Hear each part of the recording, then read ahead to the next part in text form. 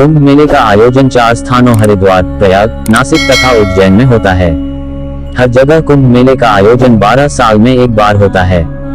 आइए जानते हैं क्या है इसका कारण। कुंभ मेले के 12 वर्ष में एक बार आयोजित होने के पीछे 2 मान्यताएं हैं।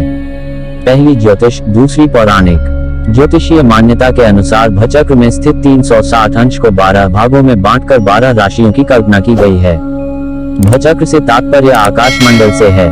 हर कुंभ के निर्धारित मुहूर्त में गुरु और सूर्य विशेष महत्वपूर्ण होते हैं। गुरु एक राशि पर लगभग 13 महीने तक रहता है और फिर उसी राशि पर आने में 12 वर्ष का समय लगता है।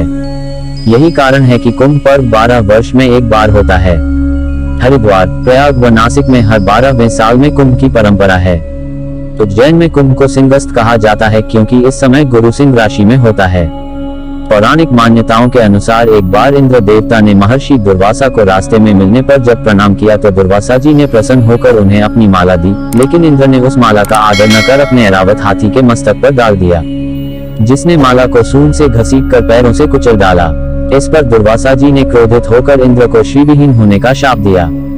इस घटना के बाद इंद्र घबराए हुए ब्रह्मा जी के पास गए। ब्रह्मा जी ने इंद्र को लेकर भगवान विष्णु के पास गए और उनसे इंद्र की रक्षा करने की प्रार्थना की।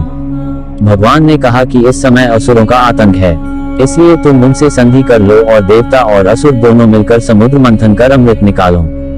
जब अमृत निकलेगा तो हम तुम लोगों को अमृत बांट देंगे और असुरों को केवल श्रम ही हाथ मिलेगा। पृथ्वी के उत्तर भाग में हिमालय के समीप देवता और दानवों ने समुद्र का मंथन किया।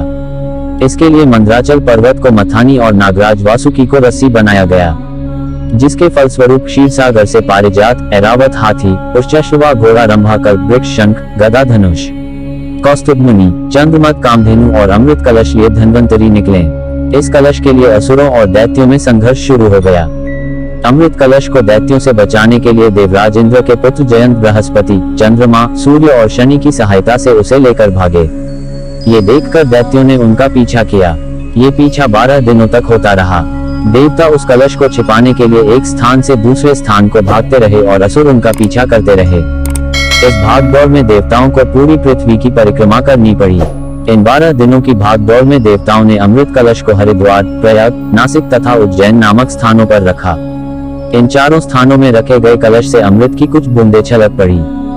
अंत में कलह को शांत करने के लिए समझौता हुआ।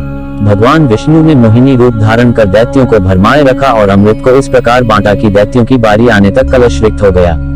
देवताओं का एक दिन मनुष्य के 1 वर्ष के बराबर माना गया है, इसलिए हर 12वें वर्ष कुंभ की परंपरा है।